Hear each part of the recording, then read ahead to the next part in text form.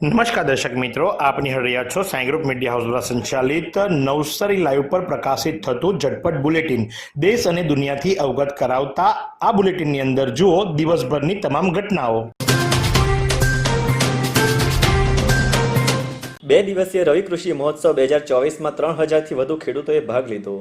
કૃષિ યુનિવર્સિટીના કૃષિ વૈજ્ઞાનિકો અને પ્રગતિશીલ ખેડૂતોએ વિવિધ વિષયો પર ખેડૂતોને માર્ગદર્શન પૂરું પાડ્યું। સમગ્ર રાજ્યમાં ખેડૂતોને કૃષિલક્ષી માર્ગદર્શન અને સરકારની ખેડૂતલક્ષી વિવિધ સહાય યોજનાઓ અંગેની માહિતી પૂરી પાડવાના હેતુથી 2 દિવસીય રવિ કૃષિ મહોત્સવનું આયોજન કરવામાં આવ્યું હતું, જેમાં ભાગરૂપે ડાંગ જિલ્લાના આહવા, વઘઈ અને સુબીર તાલુકાના મથકે તારીખ 6 અને 7 ડિસેમ્બરના રોજ 2 દિવસીય કૃષિ મહોત્સવનો કાર્યક્રમ યોજાયો હતો। પાણી ખડક શાળાની દીકરીનું મુખ્યમંત્રી ભૂપેન્દ્ર પટેલના હસ્તે સન્માન। 9મી ડિસેમ્બર 2024ના રોજ આંતરરાષ્ટ્રીય ભ્રષ્ટાચાર વિરોધી દિવસની ઉજવણી નિમિત્તે સંસ્કાર વિદ્યા મંદિર પાણી ખડકની વિદ્યાર્થીની મિશાળ શ્રેયાકુમારી મહેશભાઈએ લાંચ રૂશ્વત વિરોધી બ્યુરો અમદાવાદ દ્વારા ભ્રષ્ટાચાર નિવારણ કાર્યક્રમ અન્વયે યોજાયેલ નિબંધ સ્પર્ધામાં ભાગ લઈ રાજ્ય કક્ષાએ દ્વિતીય ક્રમ પ્રાપ્ત કરી શાળાની યશ કલગીમાં વધારો કર્યો છે। आइसक्रीम हमारे यहाँ रोज चाहिए, और वो भी रिफ्रेश के आइसक्रीम मिक्स। 5 से ज्यादा वैरायटीज। सर्च करो, क्लिक करो, लाइफ को रिफ्रेश करो।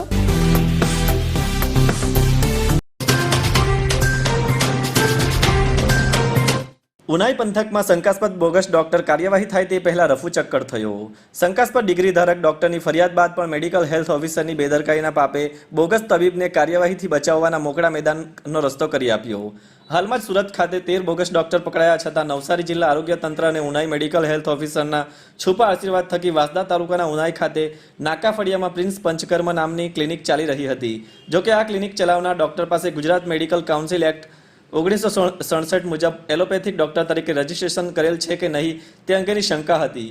જોકે સ્થાનિક મેડિકલ હેલ્થ ઓફિસરની બેદરકારીના કારણે આ બોગસ ડોક્ટર પોતાનો ક્લિનિક બંધ કરી તંત્રના અધિકારીઓને હાથતાળી આપી જતા સ્થાનિક આરોગ્ય વિભાગ ઊંઘતું ઝડપાયું હતું।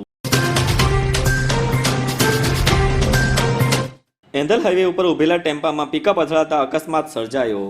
બનાવ સ્થળેથી મળતી માહિતી મુજબ સવારે 5 કલાકે એંધલ માંજરી ફળિયા હાઈવે આગળ એક મરઘા ભરેલો ટેમ્પો GJ14X9128 ઊભો હતો, ત્યારે મળસ્કે 5 કલાકે નાસિકથી અનાનાસ ભરેલા કેરેટ ભરીને જતી પિકઅપ નંબર MH17C2864 જે સુરત તરફ જતી હતી। આ પિકઅપના ચાલકે કાબુ ગુમાવતા ઉભેલા ટેમ્પામાં મોટા ધડાકા સાથે અથડાતા અકસ્માત સર્જાયો હતો। આ અકસ્માત બાદ પિકઅપ ચાલક ઘટના સ્થળેથી ભાગી છૂટ્યો હતો અને અકસ્માતમાં ટેમ્પામાં ભરેલા કેટલાય મરઘાના મોત નીપજ્યા હતા, જ્યારે પિકઅપનો ખુરદો બોલી ગયો હતો।